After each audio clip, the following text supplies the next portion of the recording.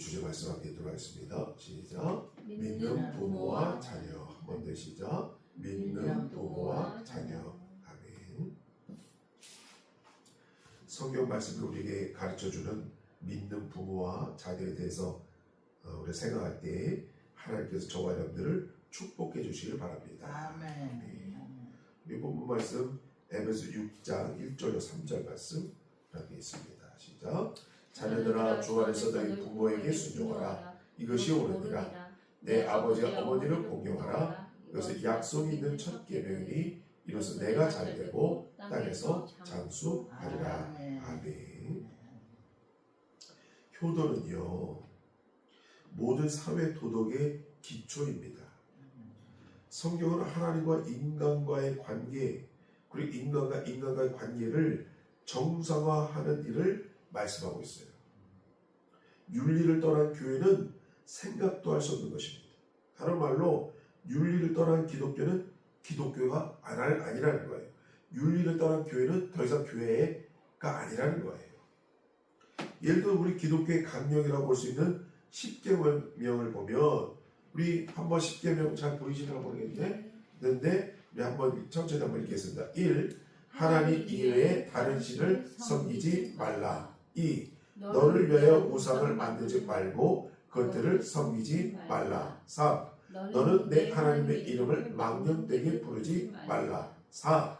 안식일을 기억하여 거룩히 지키라. 5. 내 부모를 공경하라. 6. 살인하지 말라. 7. 가늠하지 말라. 8. 도둑질하지 말라. 9. 내 이웃에 대하여 거짓 증언하지 말라. 10. 내 이웃의 집을 탐내지 말라. 아멘. 그래서 이 10계명인데요. 이 10계명의 첫 번째부터 네 번째는 하나님과 우리 인간과의 관계예요. 그래서 하나님 외에 다른 신을 섬기지 말라. 2. 너를 위해 우상을 만들지 말고 섬기지 말라. 3. 너는 내 하나님의 이름을 망령되게 부르지 말라. 4. 안식일을 기억하여 거룩히 지키라. 이게 하나님과 인간과의 관계예요. 다 지키고 계시죠? 예. 하나님의 이름을 하나님의 다른 신을 섬기지 않고 있으며 우리는 우상을 만들지 않고 있죠. 예. 또 세 번째로 하나님의 이름을 망령되게 부르지 않고 있죠. 우리는 네 번째로 안식일을 기억하여 거룩히 지켰기 때문에 우리 주일을 이렇게 와서 주일을 지키고 있지 않습니까? 그리고 다섯 번째부터 10번째까지는 인간과의 관계예요. 인간들끼리 관계 이렇게 살아라. 관계인데 그 중에 첫 번째가 뭐냐? 그 5는 뭐라고요? 내 부모를 공경하라 라는 거예요. 그래서 인간과 관계에서 첫 번째 10계명 중에서 첫 번째의 말씀이 내 부모님을 공경하라 라는 것입니다. 부모님을 공경하는 것은 인간이 인간에게 행해야 할 계명 중에 첫 번째 계명인 것입니다. 약속 있는 첫 계명이라고 예수님 말씀하고 계십니다. 세상의 모든 것은 변합니다. 10년이면 강산도 변한다고 했습니다. 인심도 변합니다. 생활 양식도 변합니다. 그러나 변하지 않는 것이 있어요. 자연 법칙은 변하지 않죠. 우리가 봄이 되지 않았어요? 봄이 되니까 영락없이 돼요. 꽃이 피죠. 예. 어서 날아가는데 새들이 날아와서 새소리가 새가 지정이죠. 예. 또 영락없이 또 저 논에는 또 물을 대고 또 벼를 심고 예, 종자를 심고 가을을 준비하지 않습니까? 자연 법칙은 변하지 않는 거예요. 마찬가지로 도덕 법칙도 변하지 않는 거예요. 아무리 인간이 있는 이상, 인간이 이 지구상에 존재하는 이상 도덕이라는 건 있는 거예요. 예. 말하자면 부모님에게 자녀가 순종하고 부모님을 공경하는 것은 도덕 법칙 가운데 첫 번째 법칙인 줄 아시기 바랍니다. 우리 인간이 세상에 태어나서요 제일 먼저 맺는 관계가 부모님과 자식과의 관계예요. 동양에서는요 이런 말이 있다고 합니다. 함께 읽겠습니다. 시작. 가와만사성. 이 가와만사성이라는 말이 있는데 이는 명심보감에서 처음 나온 말이라고 합니다. 이는 자식이 효도하면 어버이가 즐겁고 집안이 화목하면 만사가 잘 이루어진다라는 뜻이라고 합니다. 자식이 효도하면 부모님이 효도하면 누가 즐거워요? 부모님이 즐겁고 또 집안이 또 그러므로 화목하면 모든 것이 잘 된다는 거예요. 이것이 가화만사성. 또 이런 말이 있어요. 함께 있습니다. 시작. 수신제가 치국평천하. 한 번 더 시작. 수신제가 치국평천하. 이 말은 저 중국의 공자 노노에서 처음 나온 말이라고 합니다. 이는 개인과 가정의 안정이 사회와 국가의 안정으로 이어진다라는 거예요. 개인과 가정의 안정이 사회와 국가로 이어진다라는 거예요. 그것이 바로 수신제가 치국평천하. 그러니까 그 행복의 가장 작은 기본 단위는 뭐예요? 가정이라는 거예요. 그 중에서 가장 중요한 건 뭐예요? 부모와 자식과의 관계. 거기서부터 행복이 시작된다는 겁니다. 옛말에 충실을 찾으려면 효자의 문에서 찾으라고 했어요. 나라의 충실을 찾으려면 효자, 예전에 효자문을 세웠잖아요. 그 가문에서 찾으라는 거예요. 그게 어느 정도 일리가 있는 말입니다. 왜냐? 부모님을 잘 섬길 줄 아는 그러한 사람이라야 나라도 살아갈 줄 안다라는 거예요. 맞지요? 부모님을 잘 섬길 줄 아는 그 가문이라야 나라에서도 나라를 위해서 희생을 다한다라는 거예요. 그래서 충실을 찾으려면 효자의 문에서 찾으라. 어느 정도 일리가 있는 말입니다. 그러므로 효는 사회 질서의 기초가 되는 줄 아시기 바랍니다. 가정에서 자녀가 부모를 존경하고 부모에게 순종할 때 가정의 질서가 바로 서는 줄 아시기 바랍니다. 학교에서 학생들이 선생님 말씀에 순종하고 선생님을 존경할 때 학교의 질서가 바로 서는 것과 같은 것입니다. 맞지요? 학교에는 학생이 선생님의 말씀을 들어야죠. 그래서 학생이고 선생 아닙니까? 그 의미가 다 있잖아요. 나라도 마찬가지입니다. 모든 국민이 법을 존중히 여기고 그 법에 순종할 때 국가의 질서가 확립되는 줄 아시기 바랍니다. 잠언서 10장 1절 말씀입니다. 밝게 있습니다. 시작. 지혜로운 아들은 아비를 기쁘게 하거니와 미련한 아들은 어미의 근심이니라. 아멘. 아주 정확한 말이죠. 지혜로운 아들은 부모님의 기쁨이에요. 그런데 미련한 아들은 뭐예요? 부모님의 근심덩어리죠. 근심덩어리죠. 이것은 예전이나 지금이나 똑같은 말씀이에요. 그래서 우리는 먼저 지혜로운 자식이 돼야 돼요. 네. 어떤 부모님은 얼굴이 몹시 상해서 왜 그런가 하고 이유를 물어보면 자녀들 때문에 너무 속이 상해서 그렇다는 말을 종종 듣게 됩니다. 지혜로운 자식은 부모님의 기쁨입니다. 어떤 자녀가 지혜로운 자녀입니까? 그 중에 첫 번째는요, 믿음으로 사는 하나님을 섬기는 자녀인 줄 아시기 바랍니다. 부모님의 신앙 따라 자녀들도 그 신앙을 물려받은 가정이 얼마나 귀한 가정입니까? 그 가정이 효의 기본이에요. 부모님의 신앙을 이어서 물려받아서 자녀들 일세 그 신앙을 유지하는 것, 그 효의 기본인 줄 아시기 바랍니다. 부모님은 언젠가 자녀와 떨어지게 돼 있어요.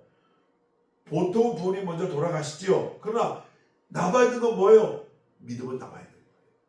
믿음의 유산은 남아있는 거예요. 그러므로 그 믿음이 그 자녀를 끝까지 지켜주는 거예요. 우리는 이 믿음의 유산을 자녀에게 물려줄 의무가 있는 줄 아시기 바랍니다. 믿는 부모의 기쁨은 자녀들이 돈 많이 벌었다는 것보다 세상에서 출세했다는 것보다 믿음으로 사는 모습을 부모님에게 보여주는 것인 줄 아시기 바랍니다. 그것은 귀한 게 없는 거예요. 돈도 좋죠. 출세도 좋죠. 그보다 더 소중한 부모님의 기쁨이 뭐냐? 근본적인 그 부모님께 드리는 기쁨이 뭐냐? 믿음인 거예요. 믿음으로 잘 사는 모습을 보여주는 거, 그저 귀한 게 없는 거죠. 그 우리 영혼이 아버지 하나님을 잘 섬겨야 됩니다. 육신의 부모님을 잘 섬겼다면 우리 영혼의 하나님을 잘 섬겨야 할 줄 아시기 바랍니다.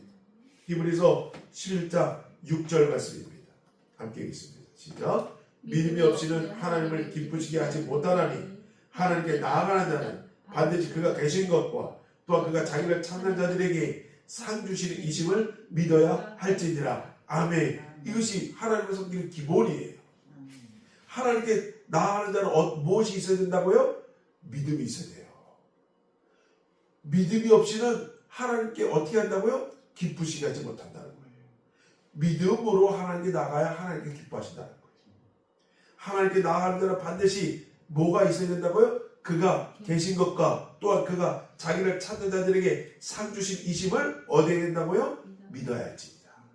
믿음이 기본입니다.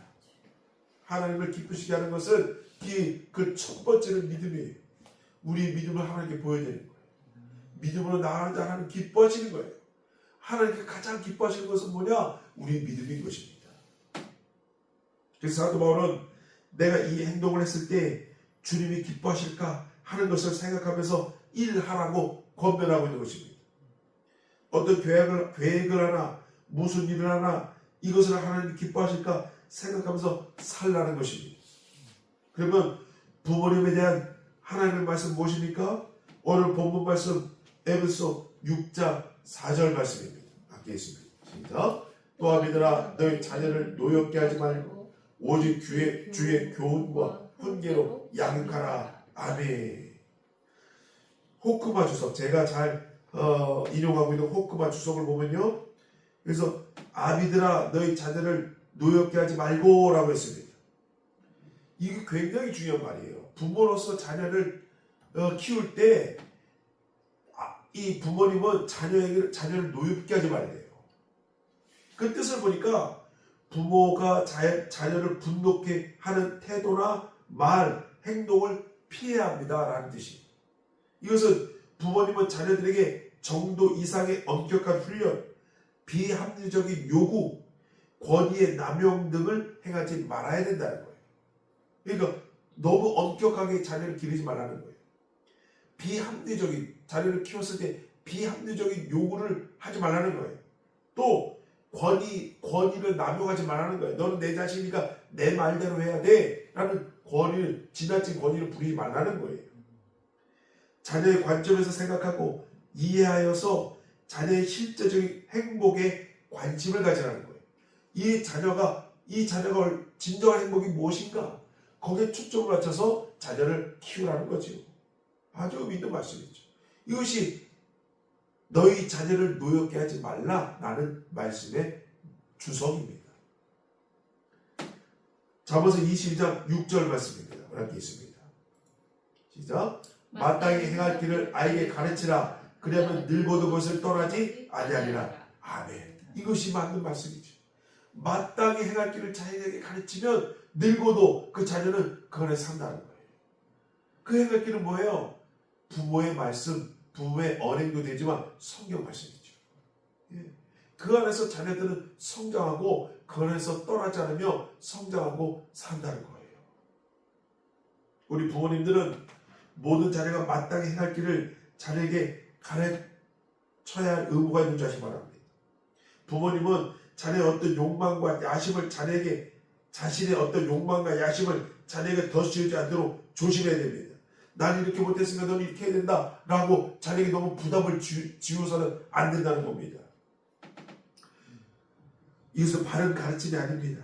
그것은 자녀에게 막대한 고통과 좌절의 원인이 될 수 있는 것입니다. 그러므로 부모님은 내 가르침이 아이에게 마땅히 행할 길을 가르치고 있는가 라고 되풀이해서 자문하면서 아이를 키워야 할 줄 아시기 바랍니다. 내가 아이를 잘 기르고 있는가? 내 가르침이 옳은가? 하나님의 말씀에 비추어서 옳게 가르치고 있는가? 자문하면서 키워야 된다는 거예요. 사랑하는 성도 여러분, 자녀는 부모의 소유가 아닙니다. 부모님은 하나님으로부터 자녀를 낳아 가르치도록 위임받은 존재예요. 잠시 맡은 존재입니다. 일정 기간 동안 교육을 시키고 양육하면 이제 자녀는 독립된 존재로 놔둬야 되는 거예요. 그러므로 부모님은 자신들의 뜻이 아니라 하나님의 뜻에 따라 마땅히 행할 길을 가르칠 의무가 있는 것입니다. 그리고 가르쳤으면 자녀들에게 독립시켜야 되는 거예요. 그리고 그 안에서 잘 성장하도록 뒷바라지 하면 되는 거예요. 예? 감리교회를 만든 요한 웨슬레의 어머니 수산나 웨슬리가 있어요. 수산나 웨슬리. 아주 유명한 분이죠. 이분은요, 무려 자녀를 19명을 낳았어요. 어마어마하죠. 한 해에 한 명만 낳아서 19년 동안을 아이를 낳았어요. 그런데 너무 많잖아요. 이 수산나 웨슬리는 일주일에 1시간씩 한 아이들 같이 놀아줬다고 합니다. 놀아주고 시간을 보냈다고 합니다. 그러니까 아이들은 한 번씩 번갈아 가면서 일주일 동안 본 거죠. 후에 요 안에서 내가 성장했습니다.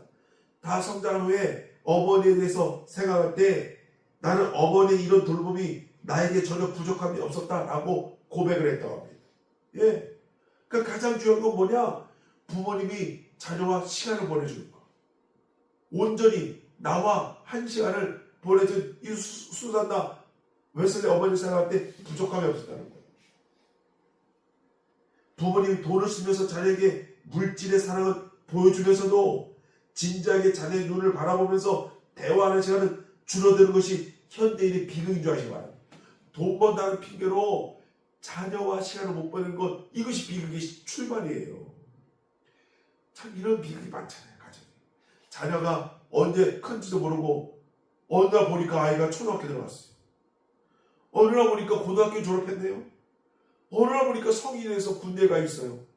어느 날 보니까 결혼한다고 그래요. 나중에 되면 어떻게 돼요? 자녀에게 버림받는 거예요. 그러게 됩니다. 시간을 보내야 되는 거예요. 부모님이 자녀를 기다려주지 않지만 자녀도 부모님을 기다려주지 않아요. 때가 있는 겁니다. 저는 되게 감사한 거죠.